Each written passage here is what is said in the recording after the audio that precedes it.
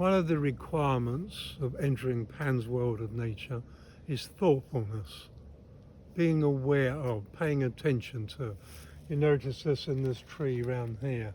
That was a simple piece of baling string, poly cord that was tied not too tightly, but the tree kept growing and gradually created this indentation. I removed it long ago, but it was left there for a few years and forgotten. That is being careless. And in nature, there really is no room for that sort of carelessness.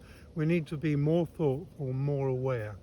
And in gardening and in walking in forests and whatever, to be thoughtful and aware, to be with the moment. And that's one of the requirements of entering Pan's world of nature, to really connect with something deeper than the very heart of nature, because the heart of nature and the heart of humanity is one heart. Yet somehow we keep missing it. We keep sliding around it. So we're going to look more at this. So join me for the weekend on 10th and 11th of September.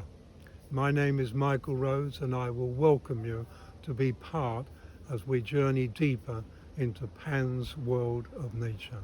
Thank you.